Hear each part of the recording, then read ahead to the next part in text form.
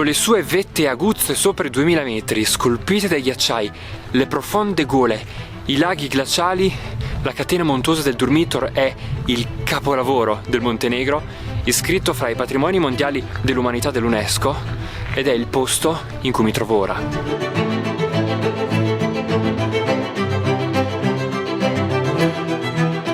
Al confine con la Bosnia, nel Montenegro più profondo, il Durmitor oggi è un parco nazionale che d'inverno si trasforma in stazione sciistica.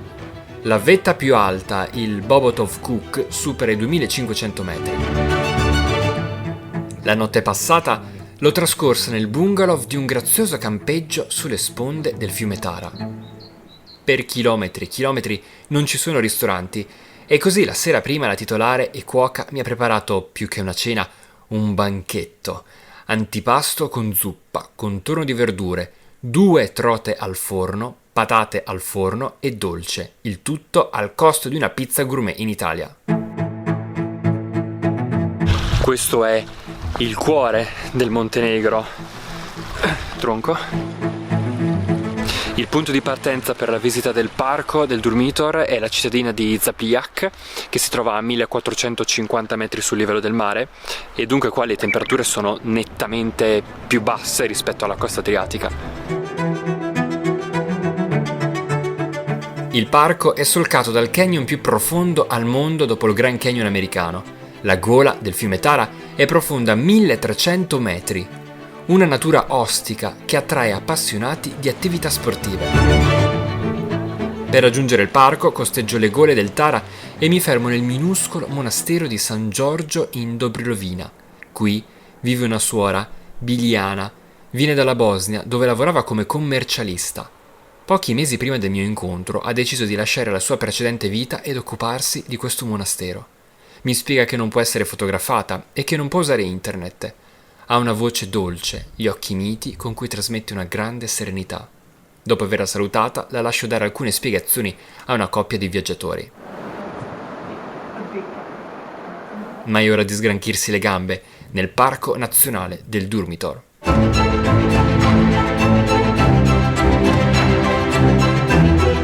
Anche nel Durmitor ci sono tanti laghi glaciali, come abbiamo visto nel Biogradska Gora. Il più noto è il lago Nero, che è il lago di fatto dove si approda e dove arrivano tutti i turisti, ci sono anche ristoranti attorno, quindi è molto battuto. Da lì però partono tanti sentieri che si addentrano in questo patrimonio UNESCO e che raggiungono vari laghi glaciali della zona, come questo, il lago Serpente, questo specchio d'acqua verdissimo attorniato dai manti verdi degli alberi, dalle creste delle montagne che superano appunto i 2000 metri.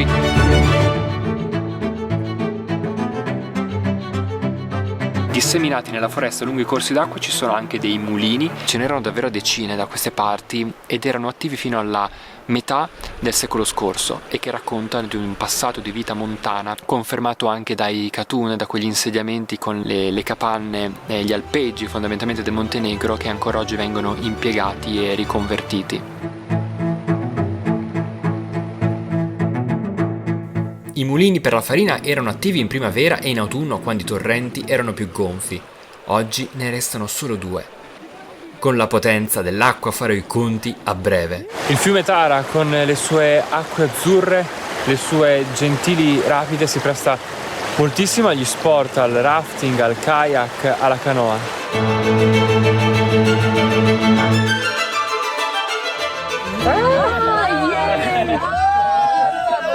Are you ready? Mi unisco a un gruppo di rafting per solcare le rapide del Tara. Un gruppo eterogeneo di giovani provenienti da Belgio, Canada, Australia, Germania e Francia. Il fiume Tara con le sue profonde gole è molto noto per il rafting. Tante persone vengono qua a praticare sport in Montenegro. Abbiamo visto l'hiking, il canyoning, il kayak e adesso è il momento del rafting. Lo proverò anch'io in questo fiume che in questo momento dell'anno è abbastanza basso, per cui le rapide non sono così tortuose, però permettono comunque di godere di un panorama eccezionale. Andiamo a vedere insieme. Wow! How much fun are you having? 11!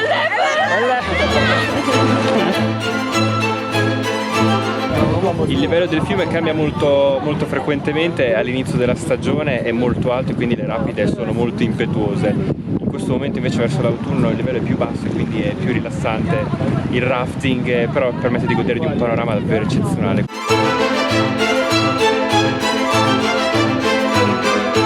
Sbarchiamo su un'ansa del fiume per ammirare una cascata. Do la telecamera in mano a una collega di rafting che mi chiede come voglio l'inquadratura. She's a director. Sul fiume Tara ci sono anche delle cascate e in alcuni tratti non si ferma appunto per ammirare, quindi si fa un mix di trekking e di rafting. Sulla messa a fuoco si può fare di meglio, ma promuoviamo la collega che si destreggia ai movimenti di camera creativi. You're too slow! Tenetelo a mente il ponte sul fiume Tara, perché più tardi lo vedremo da una prospettiva adrenalinica. Una volta finito di remare, è tempo di un tuffo nell'acqua ghiacciata.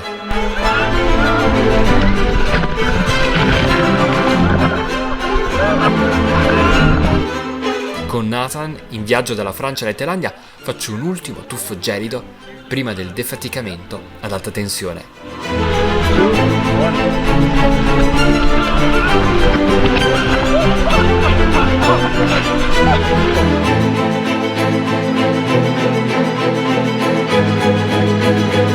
Lo vedete il doppio cavo che corre da una parte all'altra del canyon parallelo al ponte? Ora un momento veramente adrenalinico, ovvero la zip line sulle gole del Tara. Ce la farò arrivare fino in fondo senza morire? Also, I was in the San Marino. It's near Rimini. Yeah. L'addetto alle imbragature mi parla di San Marino dopo avergli specificato che sono di Rimini, ma in questi istanti l'unica cosa a cui penso è la mia vita, per cui rispondo dicendo cose a caso che manco ricordo. Pochi istanti per le istruzioni sul manubrio che è da afferrare, il cavo che invece non è assolutamente mai da afferrare. Chiedo a 2 turisti della Repubblica Ceca di farmi un video del lancio. Mi chiedono, poi come facciamo a passartelo? Tornerò, rispondo, o almeno spero di tornare. E poi, come nella migliore tradizione di Cape Canaveral, parte il conto alla rovescia.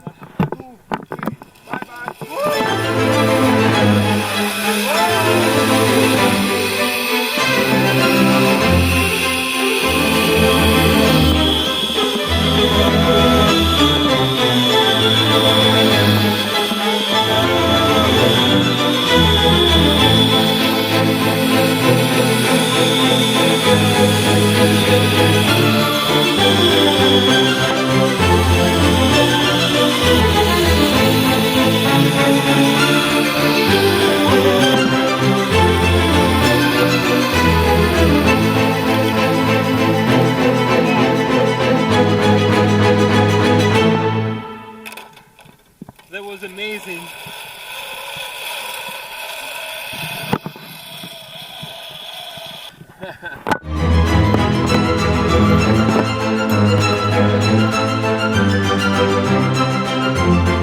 Lascio lo struggente scenario dell'altopiano del Durmitor con il vento che sembra volermi spingere verso la prossima avventura nel Monte Negro più recondito e sublime. Continua a viaggiare, iscriviti al canale YouTube Un Reporter in Valigia.